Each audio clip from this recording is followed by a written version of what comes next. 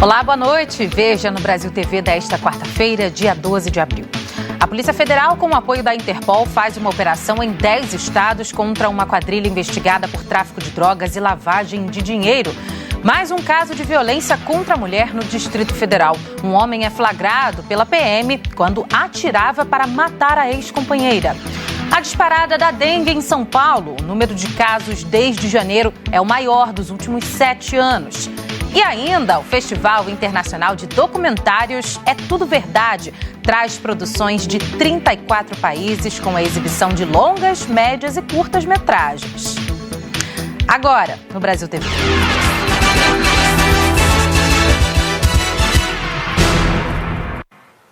A Polícia Federal prendeu na zona sul do Rio um islandês, acusado de ser um dos chefes de uma quadrilha internacional de tráfico de drogas e lavagem de dinheiro. A operação aconteceu em várias cidades do país e teve apoio da Interpol, a Polícia Internacional. O islandês Sverrir Thor Gunnarsson foi preso em São Conrado, na zona sul, nessa casa onde estava morando. Segundo a Polícia Federal, ele é um dos chefes de uma organização criminosa investigada por lavagem de dinheiro e tráfico internacional de drogas. Os vizinhos da casa aqui em São Conrado falaram que ela era alvo de constantes denúncias por causa de som alto e das festas quase que diárias. Quando a Polícia Federal chegou aqui, encontrou alguns pedreiros dormindo em um dos cômodos. As obras de puxadinho chamaram a atenção dos vizinhos. Os investigadores dizem que a quadrilha atua em várias cidades do país, com grandes núcleos no Rio de Janeiro, em São Paulo e no Rio Grande do Norte. Até o fim da manhã, 7 integrantes do grupo haviam sido presos no Rio, em Niterói e no Rio Grande do Norte. Um dos alvos foi preso em um condomínio residencial em Jacarepaguá. No interior do apartamento, os agentes encontraram muitas drogas, armas, munição e dinheiro em espécie. Nessa casa, no bairro do Engenho do Mato, em Niterói, os policiais descobriram um pequeno laboratório para cultivo e produção de drogas. A operação teve o apoio da Interpol, a Polícia Internacional e da Polícia da Islândia. As investigações começaram em Santa Catarina, onde a PF já havia apreendido em flagrante 7 pessoas com cerca de 65 quilos de cocaína e 225 quilos de skunk. Nos alvos de hoje, no estado do sul do país, a polícia apreendeu joias e dinheiro. A PF estima que os bens apreendidos na operação de hoje somam mais de 150 milhões de reais. E 43 pessoas ligadas à organização criminosa tiveram as contas bancárias bloqueadas. Os envolvidos com a quadrilha estão sendo acusados de lavagem e ocultação de bens, organização criminosa e tráfico internacional de drogas com associação ao tráfico. As penas acumuladas podem chegar a mais de 40 anos de prisão. A Polícia Federal cumpriu nessa operação 82 mandados de busca e apreensão e de prisão. 11 desses mandados foram cumpridos em Minas Gerais. O Hernani Fiuza tem mais informações. Foram, então, ao todo, 49 mandados de busca e apreensão e outros 33 de prisão preventiva. Só aqui no nosso estado foram, portanto, 6 mandados de busca, 3 deles foram cumpridos aqui em Belo Horizonte, um mandado também cumprido em Contagem, na região metropolitana, e outros 2 cumpridos em Montes Claros, no norte do estado. Também houve o cumprimento de 5 mandados de prisão aqui em Minas Gerais. Segundo a Polícia Federal, essa operação, que começou em Santa Catarina, ela tem o objetivo aí de combater essa organização criminosa especializada na lavagem de dinheiro, que é obtido a partir do tráfico de drogas, principalmente cocaína.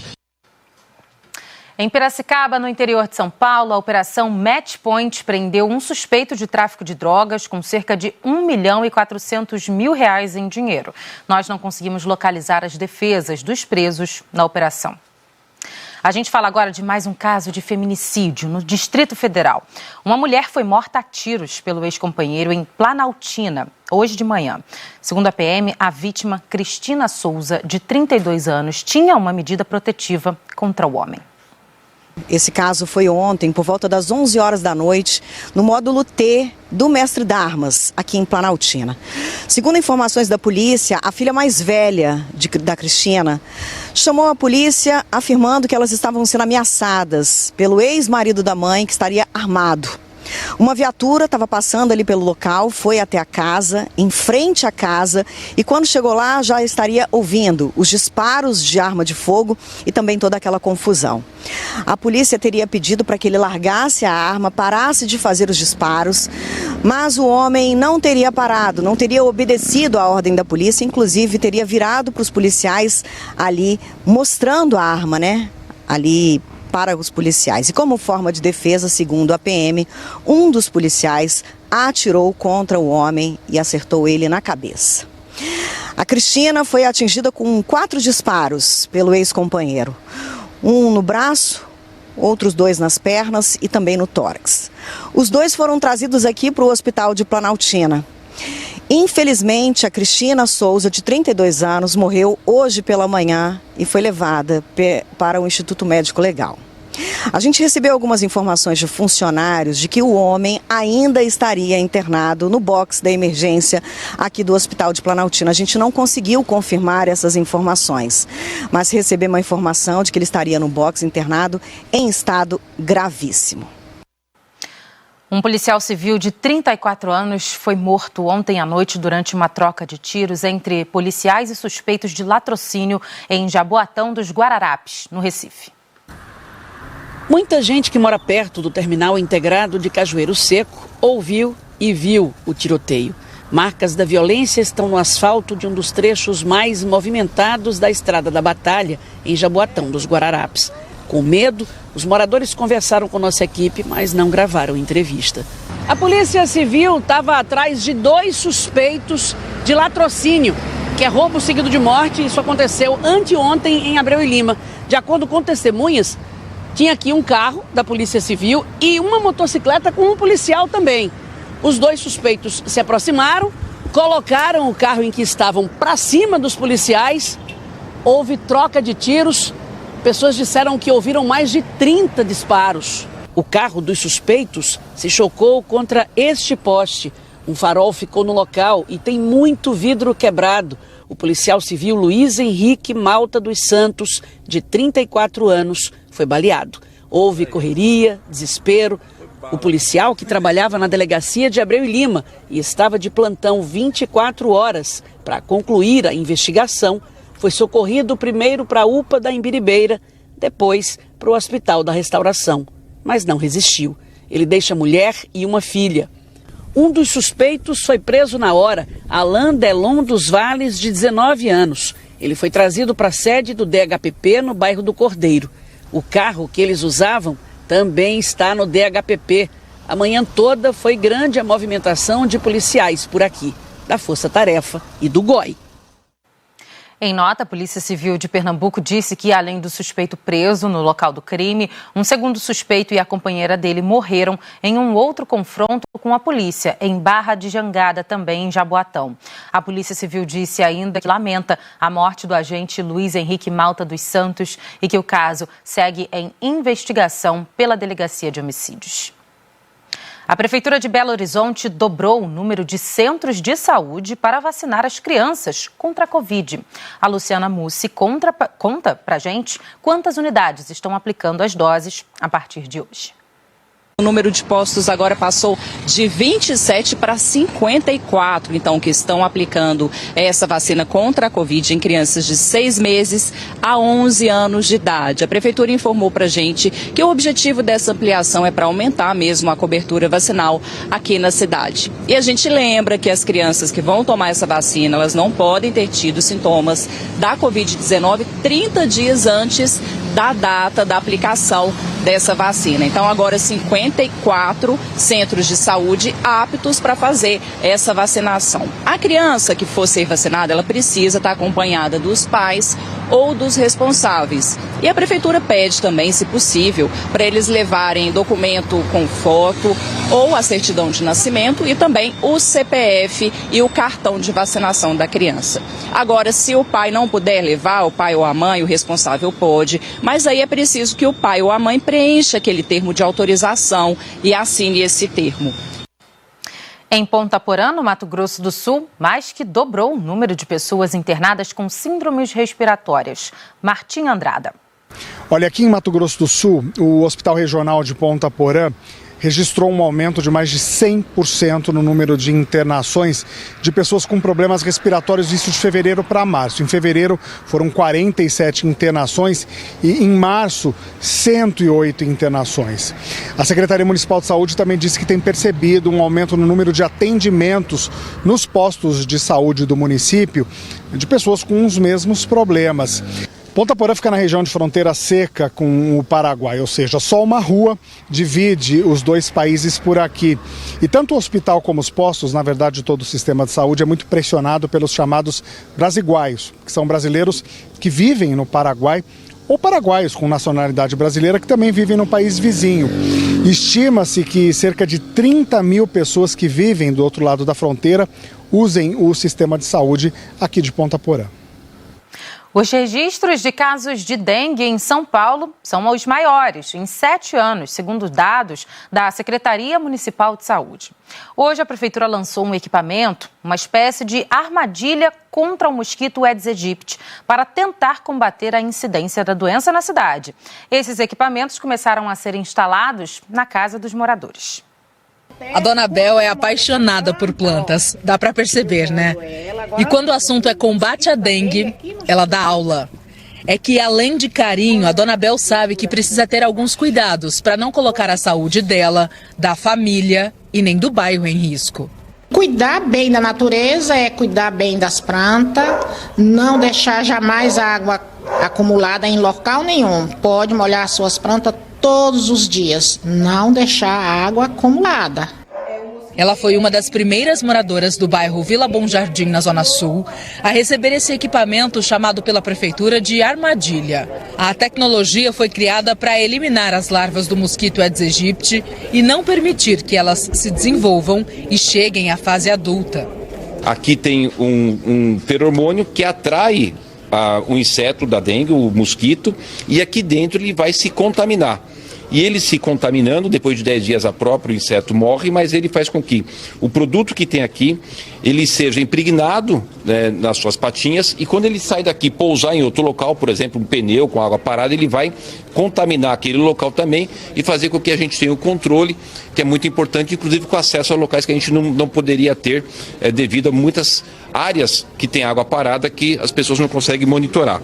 A Prefeitura disse que, a princípio, vai instalar 20 mil desses equipamentos em regiões que têm maior incidência de casos de dengue, que hoje são os bairros Jardim Ângela, na Zona Sul, Brasilândia, na Zona Norte, Raposo Tavares, na Zona Oeste, Santa Cecília, no Centro, e em Itaquera, na Zona Leste. Desde 2017, ano com explosão na quantidade de pessoas com dengue, a estatística não era tão alta. De acordo com a Secretaria Municipal da Saúde, entre os meses de janeiro e abril deste ano, foram 3.190 casos confirmados da doença, 52% a mais que no mesmo período do ano passado. São mais as características dos próprios imóveis que façam com que algumas áreas da cidade tenham mais casos e outras menos. Neste momento, a região norte está tendo um número maior de casos, mas isso muda de acordo com a sazonalidade. Provavelmente semana que vem será outra região. Segundo a Vigilância Sanitária, os equipamentos são capazes de matar as larvas em um entorno de 400 metros quadrados. E a tecnologia foi testada durante 2 anos antes de ser instalada na casa dos moradores. A Polícia Federal e a Controladoria Geral da União cumpriram hoje 20 mandados de busca e apreensão em uma operação contra fraudes no FIES, o Programa de Financiamento Estudantil do MEC. A ação ocorreu em 7 estados e no Distrito Federal. A Raquel Honorato tem as informações. A ação ocorreu em 7 estados e no Distrito Federal. A Operação Falsa Tutela investiga a atuação de 20 faculdades e de servidores do FNDE, autarquia do Ministério da Educação, responsável pelo FIES, o Fundo de Financiamento Estudantil. As instituições com alunos que têm o financiamento recebem o valor do governo em títulos da dívida pública. E servidores são suspeitos de inserir informações falsas no sistema do FIES para liberar o repasse da verba pública a faculdades que não cumprem requisitos requisitos mínimos para a transferência, como estar em dia com o pagamento de impostos. Os nomes das faculdades envolvidas não foram divulgados. A Justiça autorizou o bloqueio de 21 milhões de reais, valor que teria sido desviado no esquema. Em nota, o FNDE informou que começou a apuração do caso em 2020 e levou as denúncias à Polícia Federal e à Controladoria Geral da União. O órgão disse ainda que prestou todos os esclarecimentos e informações necessárias e que os supostos envolvidos foram afastados imediatamente dos cargos que ocupavam. Raquel Honorato, para o Brasil TV. Hoje foi publicado no Diário Oficial um edital do Ministério da Justiça para liberar 150 milhões de reais para estados e municípios ampliarem a segurança nas escolas. Para ter acesso ao dinheiro, os gestores vão ter que apresentar projetos com temas relacionados à prevenção, monitoramento e segurança no ambiente escolar. As propostas podem ser enviadas ao governo a partir de amanhã. A lista de projetos escolhidos deve ser publicada até o fim de maio e as iniciativas para melhorar a segurança nas escolas devem ser mantidas por, no mínimo, 2 anos. A seguir, os novos moradores do Parque Nacional da Tijuca, a terceira maior floresta urbana do mundo. Não saia daí.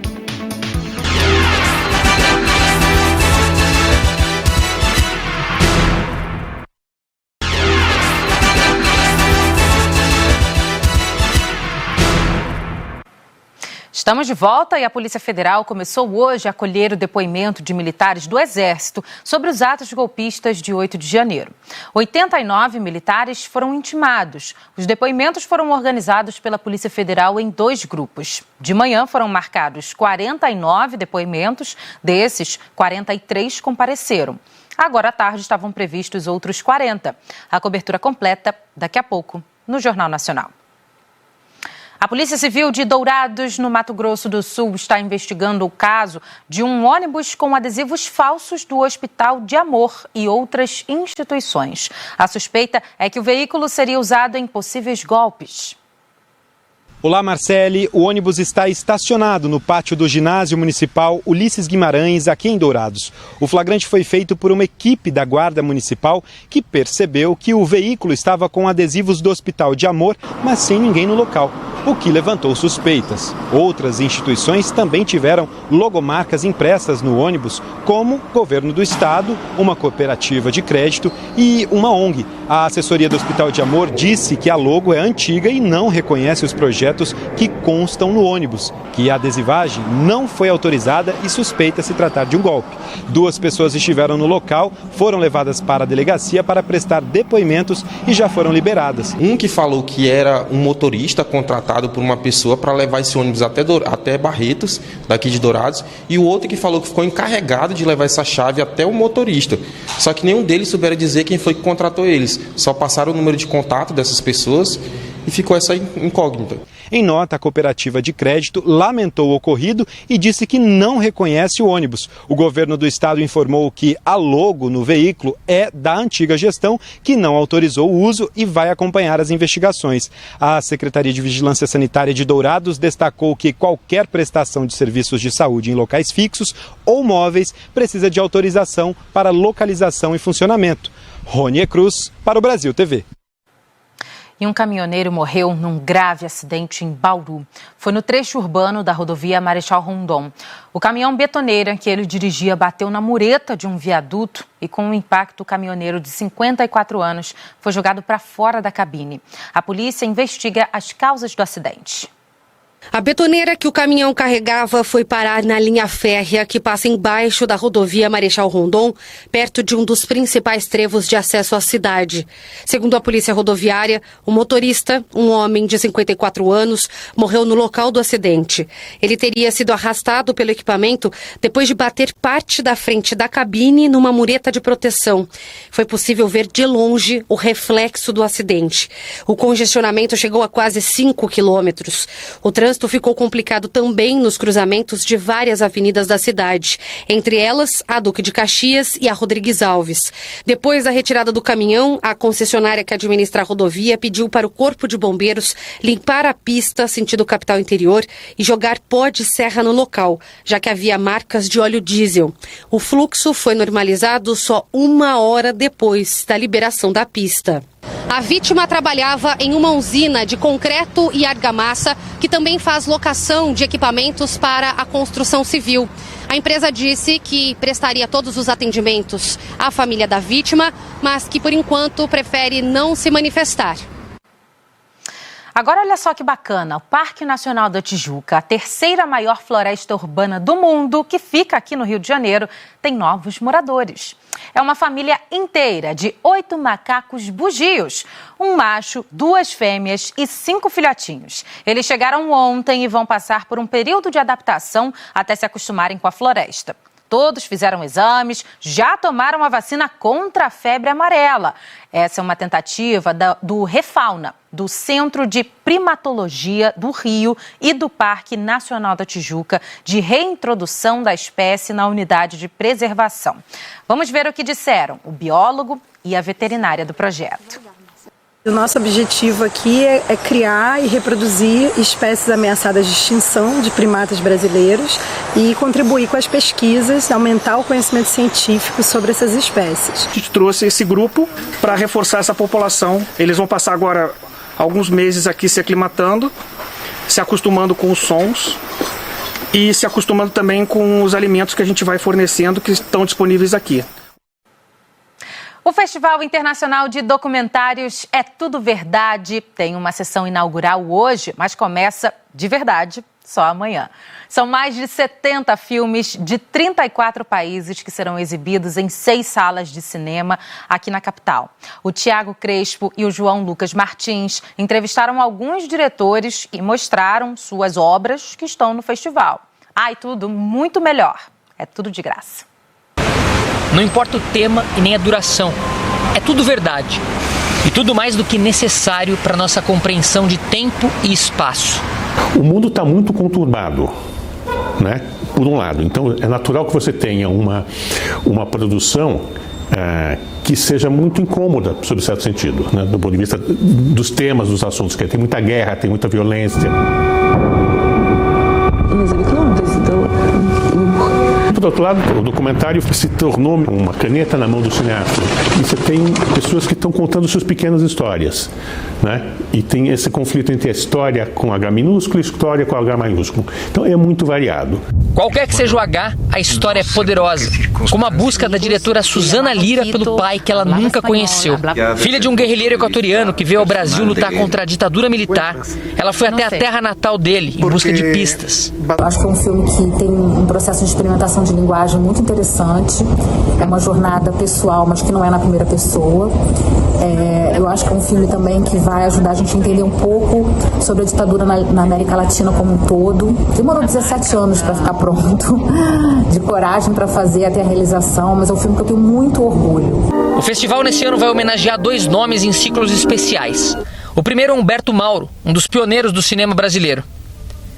Para conhecê-lo melhor, o público vai ter acesso a 10 de seus filmes e a 2 documentários sobre ele. 40 anos da morte do Mauro. Então a gente falou, olha, parece um ano perfeito para você olhar esse cara que ajudou a fundar o cinema brasileiro. As imagens, um dos primeiros casos a dar imagem em movimento para a gente se reconhecer como país.